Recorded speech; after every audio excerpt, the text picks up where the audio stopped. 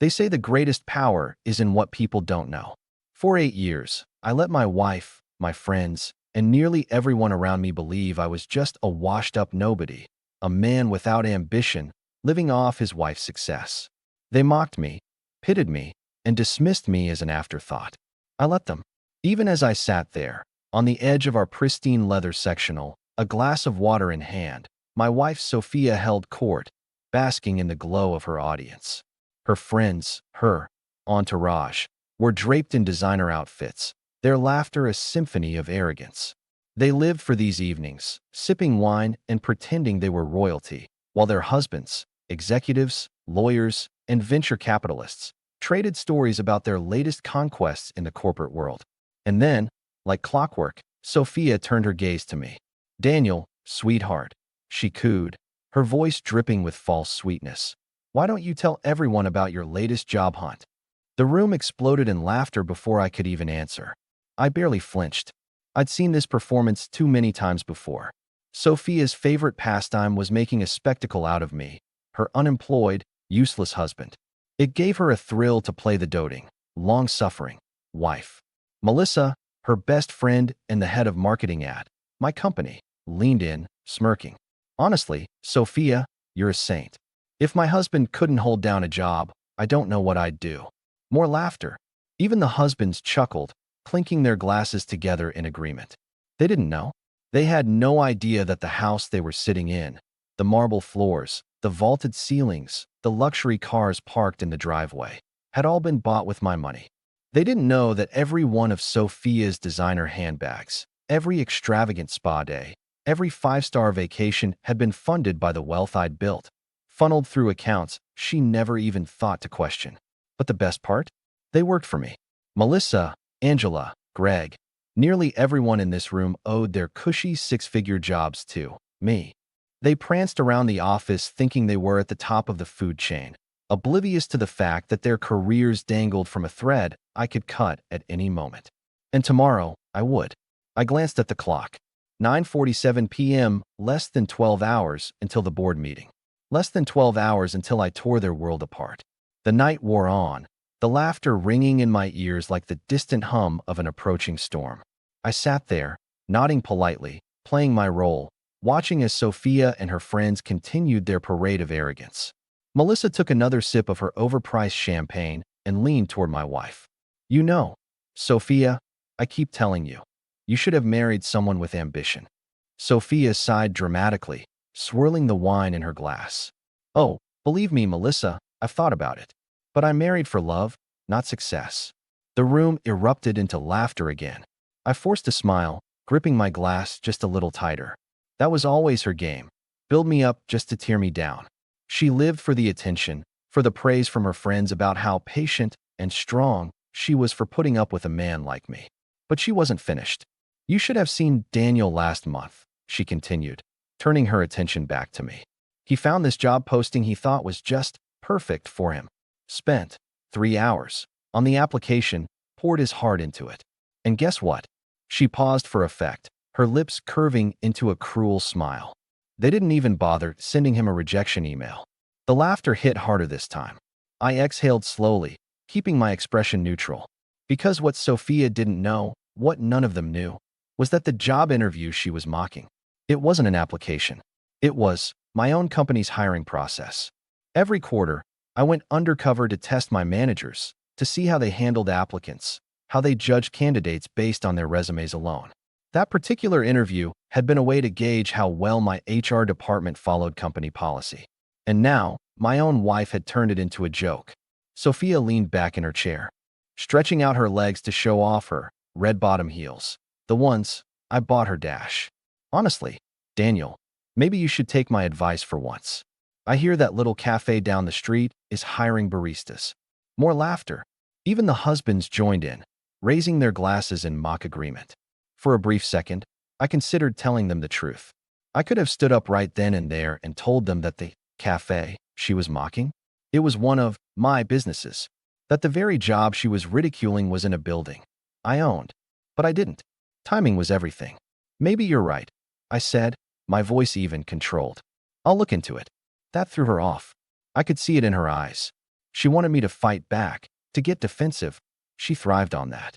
But I gave her nothing. Her smirk faltered for a split second before she recovered, tossing her hair over her shoulder like a queen dismissing a servant. Good. It's about time. I took another sip of my water, nodding along like the obedient, beaten-down husband she wanted me to be. Let them think they'd won. Let them believe I was nothing. Because tomorrow, when the clock struck 9, I was going to end them all. The night dragged on, each insult sharpening my focus. I let them talk, let them gloat. Every smug smile, every condescending remark, it was fuel. And then came the final blow. Honestly, Sophia whispered to Melissa, thinking I couldn't hear. I don't know how much longer I can do this. A man without ambition is just embarrassing. Embarrassing. That was what I was to her. Not a husband, not a partner, a stain on her perfect image. I swallowed the heat rising in my chest and forced myself to stay seated. Tonight wasn't about reacting. It was about remembering. Every word, every laugh, every glance. At exactly 9:47 p.m., I stood, stretching lazily as if I were just another clueless fool calling it a night.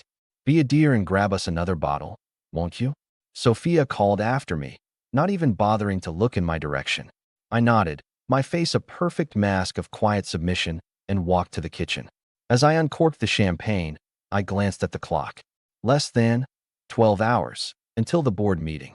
Less than 12 hours until I burned everything they knew to the ground. I left before Sophia woke up. By the time she rolled over in our California king-sized bed, her head pounding from one too many glasses of champagne, I was already on my way downtown, dressed in a tailored navy suit she'd never seen before. She wouldn't think anything of my absence. She never did. As far as she was concerned, I had nowhere to be. But today I was going home. Summit Innovations stood tall in the heart of the city, a steel and glass fortress that reflected the rising sun. It had been my greatest creation, the empire I built with my own 2 hands. And for 8 years, I had watched as leeches, like Melissa and Angela, climbed the corporate ladder, oblivious to the fact that I was the one holding the strings. That ended today. I stepped through the private entrance, one reserved for the real power in the company. The guards nodded in recognition. No one questioned my presence. By the time I reached my office, Sarah was already waiting for me. Sarah knew the truth. She was one of the few who did. She had been by my side from the beginning, helping me lay the groundwork for what was about to unfold. It's done, she said, handing me a tablet. HR is prepped. Legal is on standby. Security has been briefed. When the board meeting starts at 9, they won't see it coming. I scrolled through the documents. Everything was in place. Termination letters, financial records, incriminating emails. Years of corruption, fraud, and abuse were neatly cataloged, ready to be used as the final nails in their coffins. I glanced at the live security feed on my monitor. Melissa, Angela, Greg, and Scott, the 4 horsemen of corporate incompetence, had all arrived, strutting into the building like they owned the place. I almost laughed. They had no idea. Sarah smirked. Are you ready? I straightened my tie, exhaling slowly. They wanted to see ambition? I said, my voice cold. Let's give them a show. At exactly 9:00 a.m., I walked into the executive conference room, my footsteps steady, controlled. They were already there, Melissa, Angela, Greg, and Scott, lounging in their leather chairs, sipping espresso, laughing like they didn't have a care in the world. They had no idea they were dead men walking. All right, let's get this over with. Melissa sighed, flipping her hair over her shoulder. I have a lunch meeting at noon, and I'd rather not waste my morning on another boring update. I smiled. Oh, don't worry. This meeting won't take long. I took my seat at the head of the table. That's when they noticed something was off. Angela frowned. Where's Jonathan? She asked, referring to the CEO, the puppet executive I had installed years ago to run the company on paper while I operated behind the scenes. I folded my hands on the table. Jonathan won't be joining us today. Melissa let out an impatient sigh. Then why are we even? I tapped my tablet, and the monitors behind me flickered to life. Company financials, surveillance footage, internal emails, all of it, evidence. Melissa's fraudulent expense reports, funneling company funds into business retreats that were really weekend getaways at five-star resorts. Angela's HR cover-ups, burying harassment claims in exchange for under-the-table bonuses. Greg's inflated sales figures, padding his commission while screwing over the company's bottom line. Scott's leaked corporate secrets, selling our technology to competitors for personal gain. Every dirty secret they thought was buried was now staring them in the face. Angela paled. What the hell is this? I leaned back. Your termination files. The room plunged into silence. Greg let out a nervous chuckle. This is a joke, right? His voice wavered. You can't. I can. I cut him off. And I already have. As of this morning, your access to company accounts and emails has been revoked. Your security badges have been deactivated. HR is waiting to process your exit paperwork. Melissa shot out of her seat. You have no right. I arched an eyebrow. No right. I swiped the tablet again, and the monitors displayed Summit Innovations official incorporation documents. Founder and CEO, Daniel Carter. Their faces went white. I let the silence drag, watching as realization slammed into them like a freight train. You? Angela whispered, eyes wide with horror. Me, I confirmed. The man you laughed at, mocked, belittled. The unemployed nobody you thought was beneath you. I stood, adjusting my cuffs. Pack your things. Security will escort you out. Melissa's mouth twisted into a sneer. You won't get away with this. I laughed, a cold, sharp sound. Melissa, I already have. The doors swung open, and security stepped inside. Angela shook her head, tears brimming in her eyes. Greg clenched his jaw, his face twisted in rage. Scott just sat there, staring blankly at the screen, as if he could somehow rewind time. Melissa was the last to break. Her perfectly manicured nails dug into the table as she spat. This company is nothing without us. I tilted my head. We'll see.